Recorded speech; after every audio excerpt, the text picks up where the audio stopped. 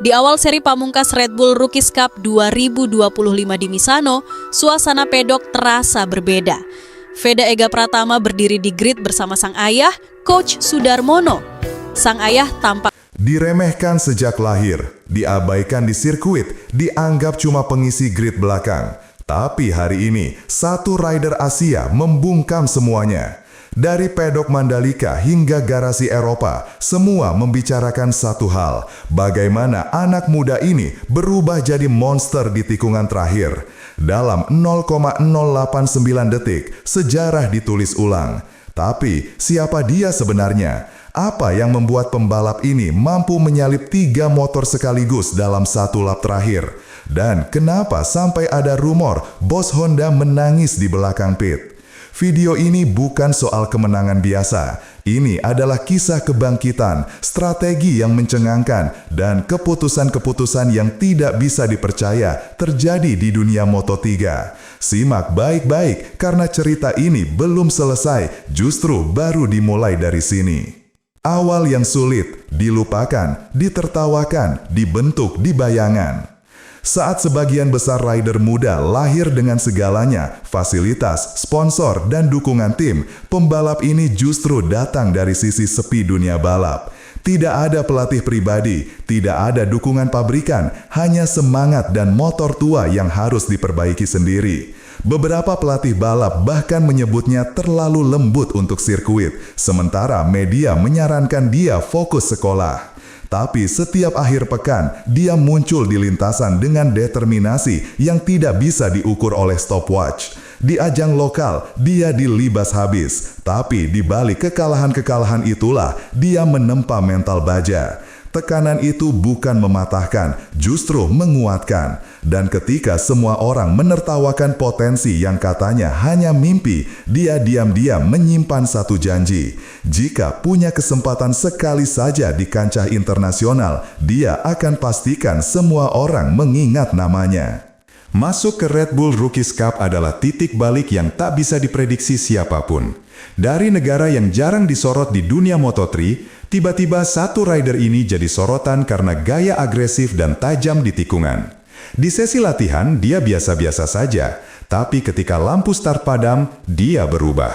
Di race pertama, dia start dari posisi 14, tapi hanya dalam 6 lap sudah naik ke posisi 3. Aksinya menyalip 2 rider sekaligus di chicane, bahkan bikin komentator Spanyol terdiam. Padahal dia tidak menggunakan motor dengan spek terbaik dan krunya bukan yang paling berpengalaman. Tapi setiap lap terasa seperti pertunjukan dan penonton mulai sadar ini bukan rider biasa. Bahkan beberapa fans Eropa menyebut gaya balapnya kebanyakan gila. Tapi dia tidak peduli, karena baginya tiap race adalah kesempatan untuk menunjukkan bahwa pembalap Asia bukan pelengkap, tapi ancaman yang nyata. Pengakuan global, dari peluang kecil jadi sosok yang diburu. Kemenangan dramatis di race kelima membuka mata banyak pihak. Wartawan Italia mulai menulis namanya. Jurnalis MotoGP menyebutnya The Silent Storm from Asia. Dan yang paling mengejutkan, ada kabar beredar kalau pabrikan besar mulai melirik. Bahkan Honda disebut mengirim scouting langsung ke pedok hanya untuk melihat gaya balapnya. Rumor berkembang liar. Apakah dia akan dipanggil Gresini? Apakah tes privat sudah dilakukan diam-diam? Media Indonesia belum memberitakan, tapi di grup diskusi tertutup para analis, dia sudah masuk ke dalam daftar Future Podium Threat.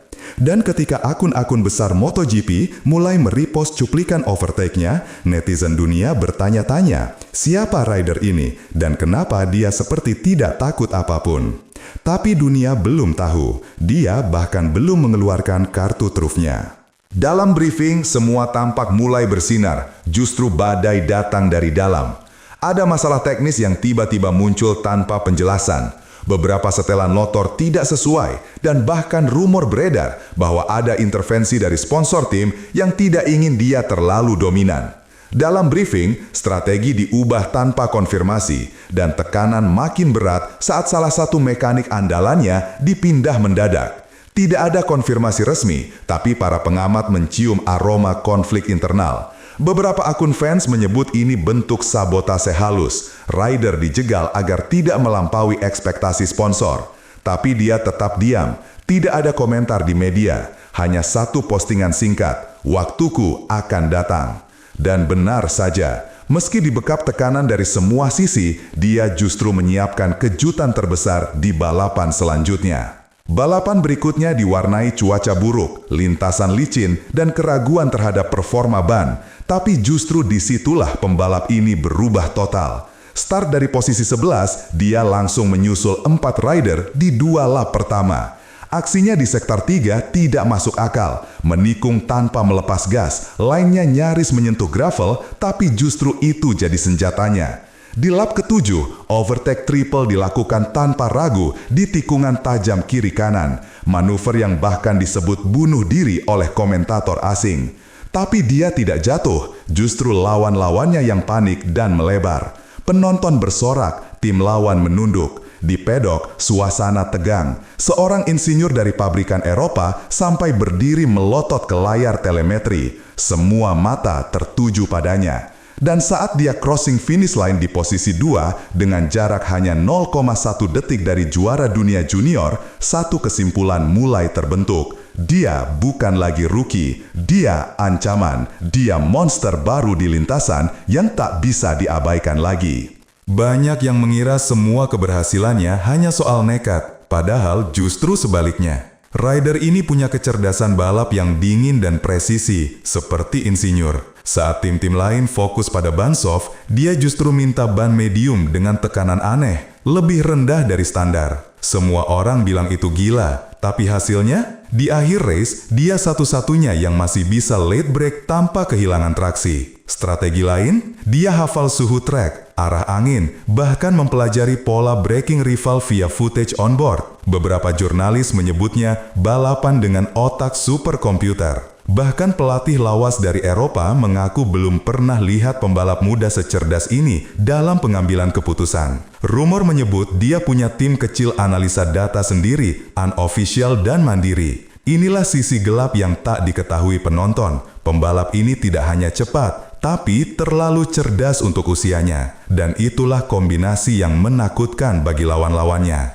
Inilah momen yang membuat dunia balap terdiam. Tikungan terakhir, lap terakhir, dan posisi ketiga.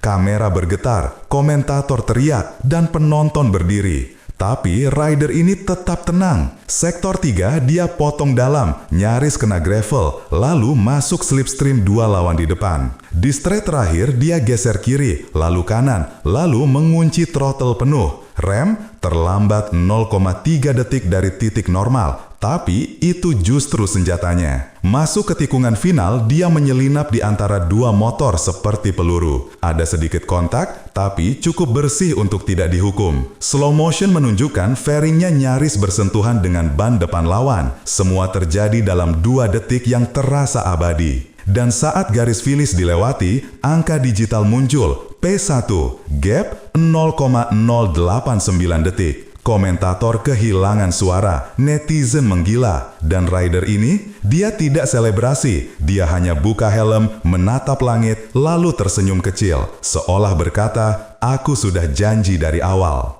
Dampak dari kemenangan itu lebih dari sekedar trofi. Video last lap-nya tembus jutaan views dalam semalam, dibagikan ulang oleh akun-akun besar MotoGP, dan dikomentari oleh pembalap veteran.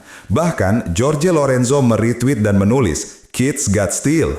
Media Spanyol menyebutnya fenomena timur. Di Instagram, followernya naik 300.000 dalam 24 jam. Dan di pedok, satu hal mulai terdengar. Dia akan dikontrak tim Moto3 musim depan. Tapi bukan sekedar tim kecil. Rumornya, Gresini, Leopard, bahkan Red Bull KTM tertarik. Belum ada konfirmasi resmi, tapi pergerakan manajer, bisik-bisik antar pabrikan, dan undangan makan malam tertutup makin memperkuat dugaan. Beberapa pengamat bahkan menyebut ini seperti Marc Marquez 2011, momen di mana satu rider muda tiba-tiba mengubah permainan. Tapi apa yang akan dia pilih? Tetap misterius. Hanya satu hal yang jelas, namanya kini masuk dalam buku sejarah. Di balik topi tim dan kaca helm gelap itu, siapa sebenarnya rider ini? Tidak banyak yang tahu, karena dia bukan tipe pembalap yang suka kamera, jarang tampil di media, hampir tak pernah ikut live TikTok, dan jika diwawancara hanya jawab pendek. Tapi justru di sanalah daya tariknya. Karakter dingin, tenang, dan nyaris seperti anti pahlawan. Namun, pelatih lamanya di kampung pernah bilang, anak ini bukan ingin terkenal, dia cuma ingin menang. Bahkan dari kecil, dia dikenal kalem tapi obsesif. Ada cerita dia pernah balap pakai motor rusak tanpa rem depan, tapi tetap finish podium. Bukan karena nekat, tapi karena dia menghitung risiko lebih cepat dari kita semua. Di balik semua drama, tekanan dan spotlight, dia tetap seperti dulu, hanya fokus ke track, ke waktu, ke tikungan berikutnya. Itulah yang membedakannya. Dia bukan sekedar rider, dia seorang algoritma dengan emosi, mesin dengan ambisi. Apa yang terjadi di lintasan hari itu bukan sekedar akhir race, itu adalah awal dari era baru. Saat pembalap dari wilayah yang dulu diremehkan, kini mulai mengguncang sistem. Dulu, rider Asia dianggap pengisi grid, sekarang mereka rebut podium. Tapi dia, anak muda satu ini, bukan sekedar rebut posisi. Dia ubah standar. Dia paksa tim besar mengevaluasi ulang scouting mereka. Dia buat pabrikan panik karena tidak siap dengan kejutan ini. Dan kedepannya, bukan tak mungkin dia jadi ikon Moto3 berikutnya, bahkan melangkah ke MotoGP lebih cepat dari prediksi. Tapi itu bukan yang paling penting baginya, karena bagi dia, balapan bukan soal sorotan, kontrak, atau viral. Ini soal pembuktian, bahwa diremehkan bukan akhir, tapi alasan untuk menang. Dan kalau Anda masih meragukannya, ingat satu hal, tikungan terakhir selalu menyimpan cerita. Dan kali ini, ceritanya ditulis oleh monster yang dulu diremehkan sejak lahir.